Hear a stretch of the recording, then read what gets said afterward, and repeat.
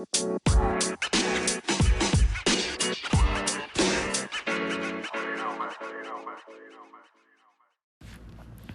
back. Welcome back. Welcome back to the podcast. Welcome back to Game and Compute. Here we talk about finance, money, hobbies, career, side hustles. We're spending things like that. So, today I want to talk about hotels. It's summer. I've been doing a lot of back and forth between LA and San Diego. Hotels are expensive for the weekend. A hotel, when you kind of book it in advance, is close to about $150 a night. You can get better rates. Usually weekday rates are better. I usually stick to Expedia because it's just, I've had an account with them for so long that it's just easy to just like click the buttons, and I've already got the account there, the app. Like, I'm familiar with their emailing policies and all these kind of things. So, yeah. So that's usually how I manage things. Is in that way. Through using Expedia. But something I'd like to talk about that's a little interesting that I noticed, because I stay at a lot of hotels, and so one thing I noticed, I was telling my mom this the other day, that like hotels, and I'm not staying at like the nicest of the nice hotels. Probably the nicest one I stayed at was a La Quinta Inn in Pomona earlier in July. And that's probably one of the nicer ones I've stayed at in a while. Other than, I think when I went to Minnesota, the Crowne Plaza was nice. Like, these are, like, not even, like, nice hotels. They're just, like, better than the ones I usually stay at. But I noticed the other ones, like, even if you're in the $150 range nowadays, it's, like, the light switches don't work properly. There's stains on stuff. There's, the outlets are like old. Some of them, the lights don't work fully in the room. The remote controls don't have like working batteries all the time. There's problems with the knobs and like, knobs and switches. So like knobs of like the what's it called, like in the shower, like the for the faucets and all kinds of stuff. Sometimes like the hot and cold water is like opposite, or like that like handle to like switch on from hot and cold water to like when you're in the shower, or sometimes like I've been in rooms where I was trying to take like a tub bath, and like the floor behind me was like having, concerns because it was dripping onto them, like, and I was just like, oh my gosh. Like, I've been in places where the AC and heating didn't really work properly. And it's like all this kind of stuff is like, dude, I'm paying all this money. I want to be comfortable. I want the shower to work properly. I want to be able to charge my stuff. I don't, I want to be able to, if I want to watch a sport on TV, I want to be able to turn the TV on. Like, it's just like little stuff like that where you're just like, really? Like, why is it not working properly when you paid a lot of money? And I can't tell if it's that a lot of places don't really have the money, so they're kind of cutting corners, or maybe it's the mental health of the cleaning staff that's just like, everyone's so overwhelmed with work lately. That could easily be like, maybe they're overwhelmed, and so, it's affecting the way that they like maintain the properties, or, maybe they're just neglecting it because it's an extra expense and they're trying to keep expenses down, or maybe maximize on profits during this time and just not fixing the little things that are broken. But it's like, I've stayed at so many places, it's not uncommon to have like weird stuff. There's one place I like to take off my shoes at the door. There was one place I remember I walked in, the floor had like a puddle by the like mini fridge kind of close to the door. So the carpet was wet and I got my socks all wet and it was disgusting. Definitely the shower, how there's like the hot and cold water, how usually the middle, how sometimes there's like three what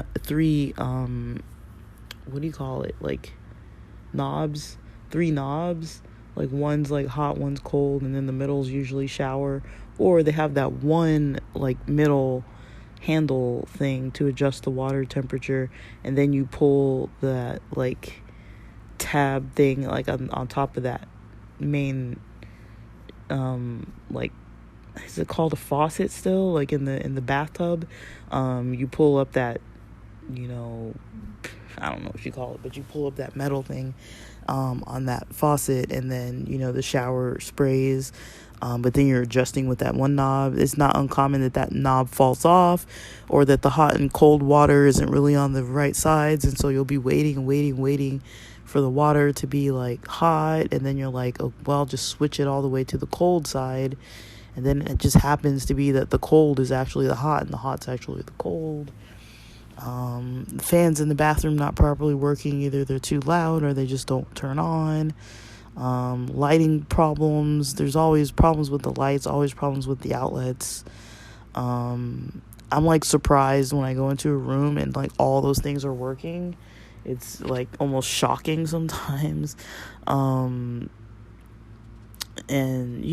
so I think I've probably talked about this on here, but I think the rule of thumb seems like if you pay in advance, it's cheaper. I like Expedia. I'm pretty sure other companies do this too, but Expedia, I like that they have a book now, pay later, because you can kind of book and hold your room at a certain price, and then you pay once you get there. Now, usually for me, when I'm doing it in San Diego, it's you book and pay a price, and it's the same price just about, if you pay it at the property or if you pay it online at that moment. I noticed in LA, and it might be like this in San Diego too, I just maybe never came across it, but I noticed in LA it was about a $50 to $60 more expensive if you book in advance, if you book and then pay at the property. There's some places that charge like $5, $10, $7 a night per car to park.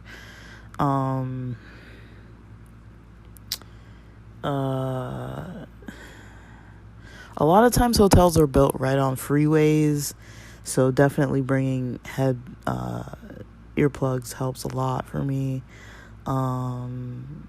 Definitely making sure you have I have a little bag now that I carry.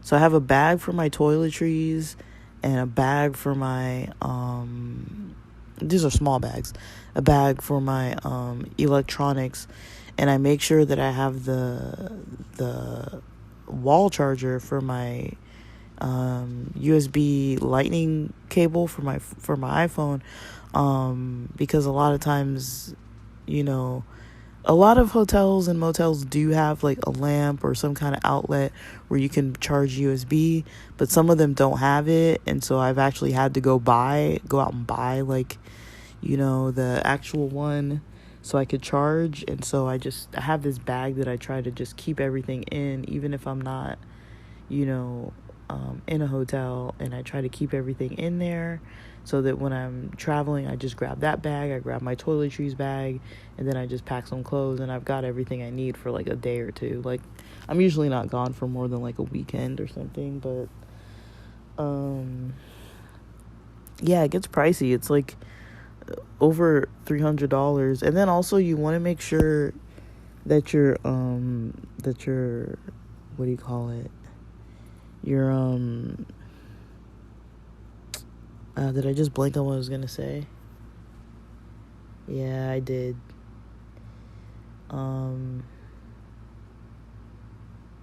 Yeah. Oh yeah, I was gonna say you want to make sure you get your deposit back. Um, it can be tricky with bank accounts sometimes because like sometimes it doesn't show a direct credit back to your account. So I'd say check it. If it's been within a month and you haven't seen it listed back on your account, usually it doesn't take more than 2 weeks. Usually it's less than 1 week, honestly. It's usually like if you went somewhere on the weekend, then by Tuesday or Wednesday, you usually have your money back. Sometimes even same day. But I notice a lot of places seem to be holding deposits. I feel like there's some spots that never gave me back my deposit.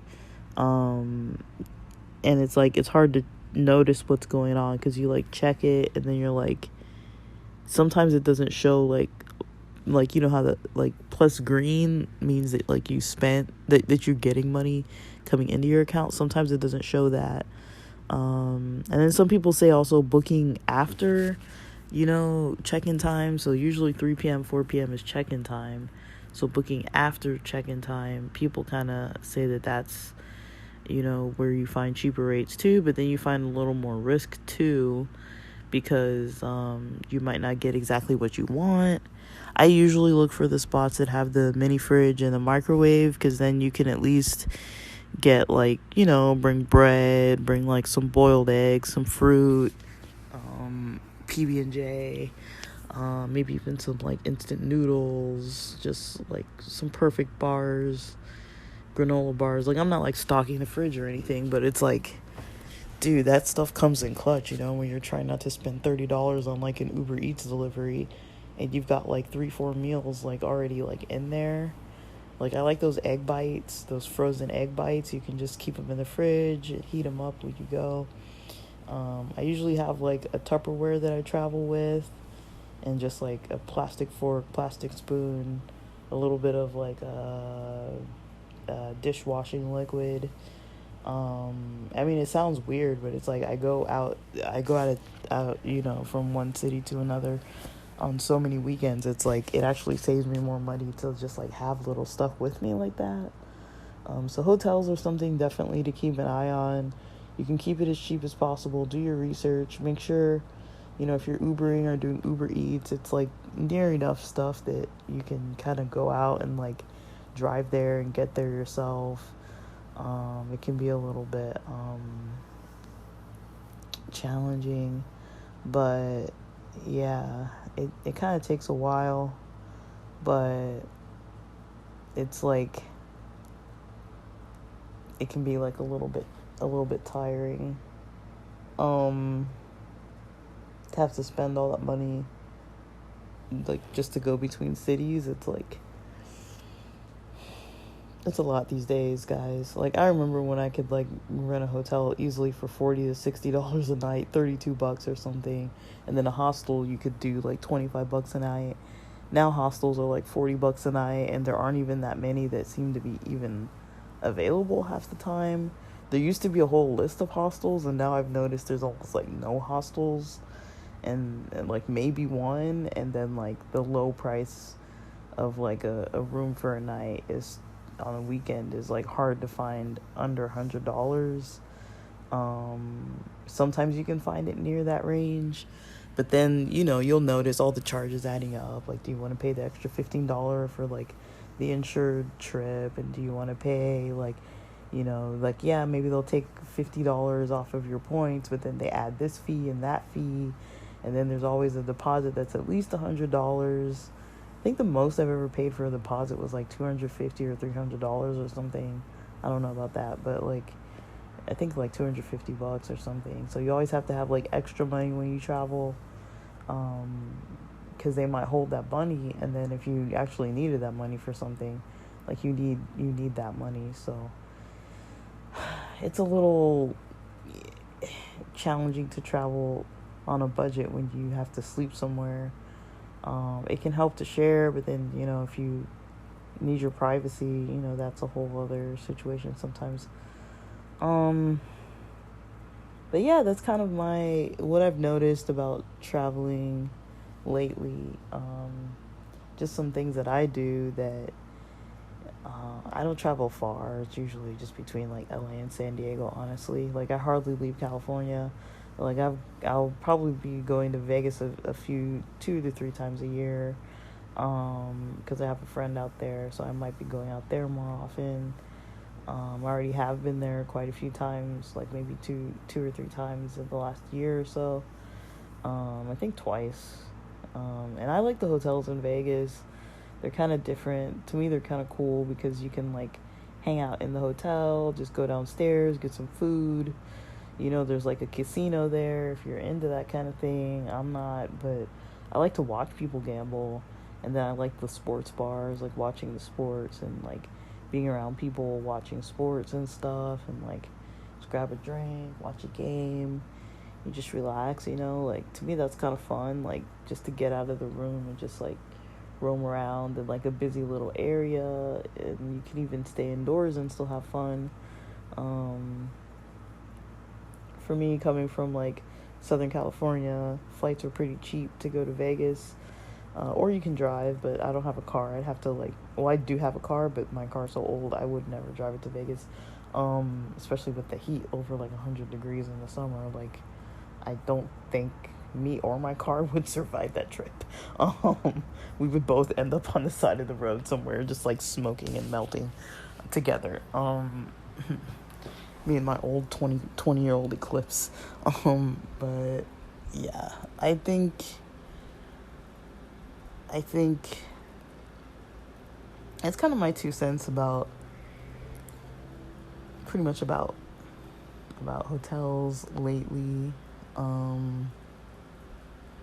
It's just things to look out for, really. Like, if you're like trying to like keep to a budget, like it's not like super like impressive like tips or anything, but I mean, like, it really works when you do travel a lot, just to have like 2 or 3 little bags of stuff that you always kind of take with you, and you always like a little checklist of what's in there, and it'll usually save you from having extra expenses, like having to buy extra stuff. Like literally just traveling with like one Tupperware, like an empty Tupperware, and like even like those packets of like oats, and like a plastic spoon, like that'll save you from having to buy extra expensive food, all the time for every meal. And especially those days where you just want to lounge in and you just want to relax, and you don't really want to do like way too much, where you're not like, going out and doing like way too much stuff. I like to just relax and just like chill, it's kind of fun that way. But yeah, I don't really have much more to say on that topic. But if you guys travel, be safe out there. Stay healthy. Take all the precautions you need. If you're traveling by plane, I hope you're not missing all your flights, because oh my gosh, the airports sound like a disaster lately. And yeah, good luck with everything. Hopefully this is helpful. Thanks for listening.